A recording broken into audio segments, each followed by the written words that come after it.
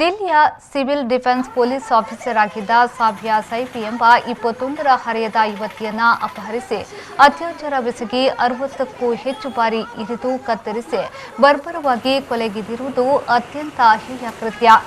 ಈ ಪ್ರಕರಣವನ್ನು ಎಸ್ಐಟಿಗೆ ನೀಡಬೇಕೆಂದು ಆಗ್ರಹಿಸಿ ವಿಮೆನ್ ಇಂಡಿಯಾ ಮೂವ್ಮೆಂಟ್ ನಗರದ ಕ್ಲಾಕ್ ಟವರ್ ಮುಂಭಾಗದಲ್ಲಿ ಪ್ರತಿಭಟನೆ ನಡೆಸಿದರು. ಪ್ರತಿಭಟನೆಯನ್ನು ಉದ್ದೇಶಿಸಿ ಮಾತನಾಡಿದ ವಿಮೆನ್ ಇಂಡಿಯಾ ಮೂವ್ಮೆಂಟ್ನ ರಾಜ್ಯಾಧ್ಯಕ್ಷೆ ಸಾಯಿ ತಸ್ಲಿಂ ಅವರು, ಭಾರತವು ಮಹಿಳೆಯರ ಪಾಲಿಗೆ ಅತ್ಯಂತ ಅಪಾಯಕಾರಿ ದೇಶವಾಗಿ ಜಾಗತಿಕ ಮಟ್ಟದಲ್ಲಿ ಗುರುತಿಸಲ್ಪಟ್ಟಿದೆ. ಪ್ರತಿ 15 ನಿಮಿಷಕ್ಕೊಂದು ಅತ್ಯಾಚಾರ ಪ್ರಕರಣ ವರದಿಯಾಗುತ್ತಿದೆ. ಅತ್ಯಾಚಾರಿಗಳು ಸಾಕ್ಷ್ಯನಾಶಕ್ಕಾಗಿ ಸಂತ್ರಸ್ತರನ್ನ ಕೊಲ್ಲುವ ಮಟ್ಟಕ್ಕೆ ಇಳಿದಿದ್ದಾರೆ.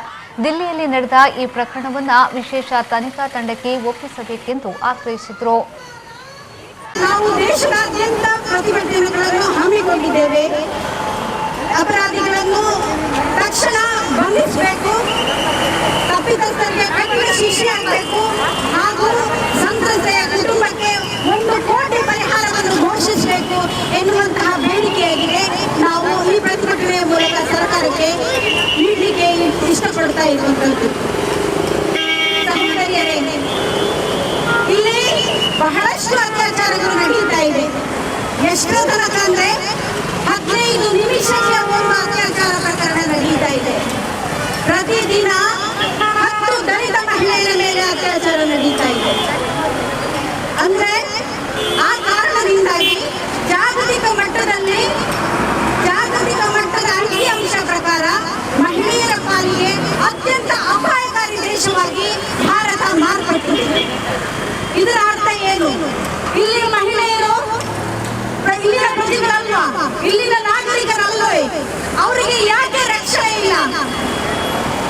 ಅವರು ಈ ದೇಶದ ಪ್ರಜೆಗಳಾಗಿದ್ದುಕೊಂಡು ಈ ದೇಶದ ಮತದಾನದಲ್ಲಿ ಭಾಗವಹಿಸಿಕೊಂಡು ಇರುವಂತಹ ಮಹಿಳೆಯರಿಗೆ ಯಾಕೆ ಇಲ್ಲಿ ರಕ್ಷಣೆ ಕೊಡಲಿಕ್ಕೆ ಸಾಧ್ಯ ಆಗುವುದಿಲ್ಲ ನಮ್ಮ ಸರ್ಕಾರಕ್ಕೆ? ಒಂದು ವೇಳೆ ನಿಮಗೆ ರಕ್ಷಣೆ ಕೊಡಲಿಕ್ಕೆ ಸಾಧ್ಯ ಇಲ್ಲ ಎಂದಾಗಿದ್ರೆ ನೀವು ರಾಜೀನಾಮೆ ಕೊಟ್ಟು ಮನೆಗೆ ಬರಲಿ. ಇಲ್ಲಿಯ ಆಡಳಿತವನ್ನು ನಾವು ನೋಡಿಕೊಳ್ತೇವೆ. ಇಲ್ಲಿಯ ಮಹಿಳೆಯರನ್ನು ಹೇಗೆ ರಕ್ಷಣೆ ಮಾಡಬೇಕು ಅಂತ ನಮಗೆ ಗೊತ್ತಿದೆ. ಈ ಸಂದರ್ಭದಲ್ಲಿ ಕ್ಯಾಂಪಸ್ ಫ್ರಂಟ್ ಆಫ್ ಇಂಡಿಯಾದ ಜಿಲ್ಲಾ ಮುಖಂಡೆ ಜಕಿಯಾ ಮತ್ತಿತರರು ಪ್ರತಿಭಟನೆಯಲ್ಲಿ ಪಾಲ್ಗೊಂಡಿದ್ದರು.